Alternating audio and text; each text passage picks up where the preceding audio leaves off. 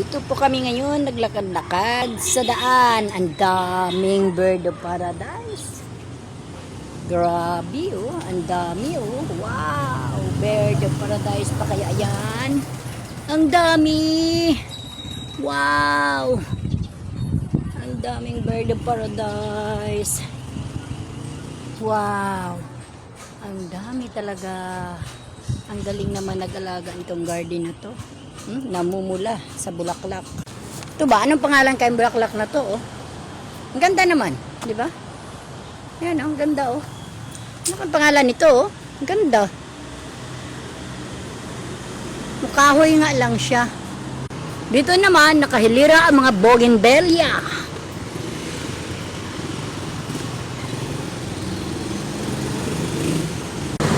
Ito may bulaklak na puti na bougainvillea. Kulay puti na bougainvillea. Ito naman ay pink.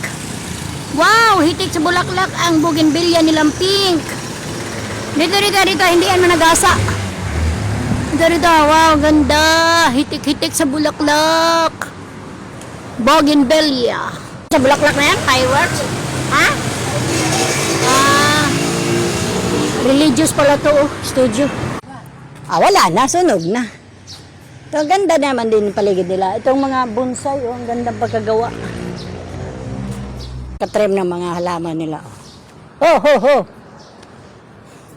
Ito, ang ganda, oh. Bonsai, oh. Ganda. Oh, ang galing pagkagawa, no? Para lang siya mga kahoy. Nitrim ang bonsai. Pag ikaw naglalakad sa tabing daan, ang dami mong makikita magagandang halaman. Lalo na pag naglalakad ka ng hapon, malamig na ang hangin at wala ng araw. Nabuhay ang kawayan, nagsasalingsing siya. Ay, ganun pala yun. Pinutol na kawayan, tinanim sa timba, yun, nagdahon, nabubuhay siya.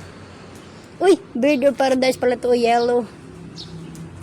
Yellow, na bird of paradise, nagtago lang siya. Ito naman, yun, anong pangalan itong halaman?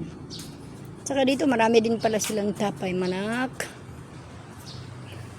Dami makikita mga bulaklak.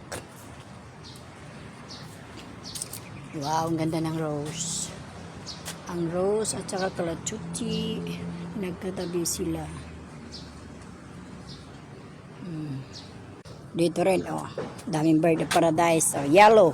Ibang klase din ang pagka-arrange ng pagka-landscape o pagka-decor ng kanilang garden. See?